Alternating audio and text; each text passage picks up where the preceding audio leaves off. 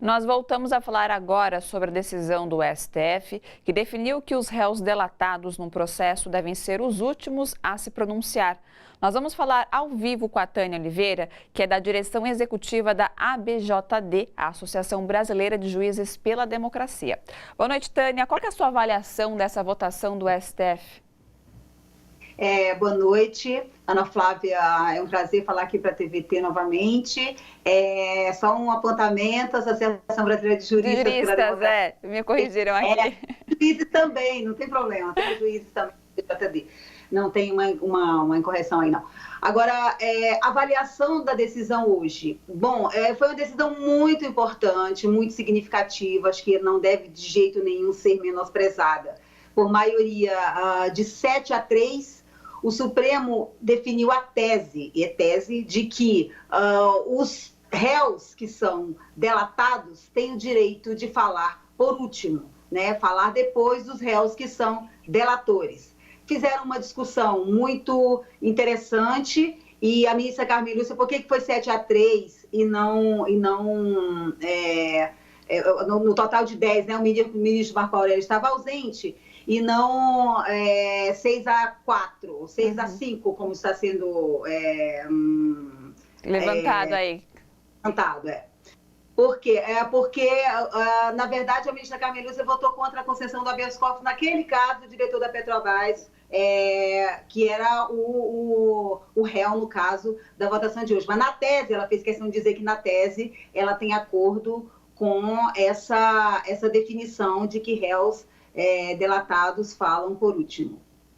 Bom, a decisão do Supremo Tribunal Federal coloca as coisas na seguinte situação.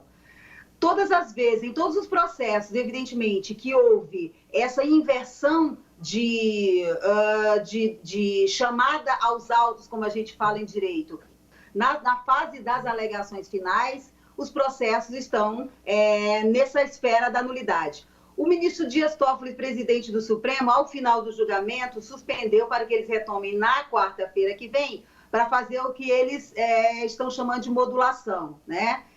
Vão definir, então, quais são os critérios para essa tese. Uma vez definida a tese, eles vão definir, então, em que hipótese ela efetivamente incide imediatamente, em que hipótese ainda isso será, digamos, objeto de discussão caso a caso.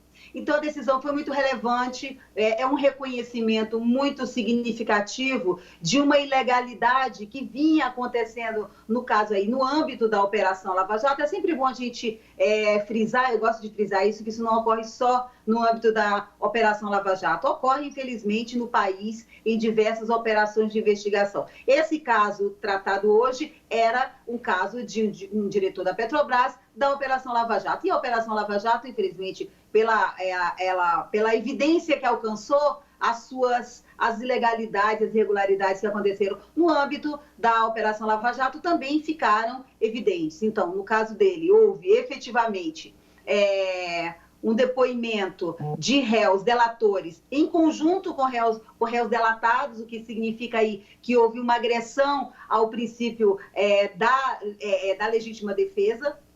Então, os réus delatados acabam não tendo como praticar efetivamente a sua defesa plenamente, já que os delatores funcionam aí como uma espécie de assistente de acusação. Eu não estou chamando especificamente de assistente de acusação, porque não foi isso que foi definido pelo Supremo Tribunal Federal. Mas a verdade é que eles trazem aos autos elementos que são usados como indícios de prova para a condenação dos réus que são delatados. E, nesse sentido, eles não podem falar dentro do mesmo prazo desses réus.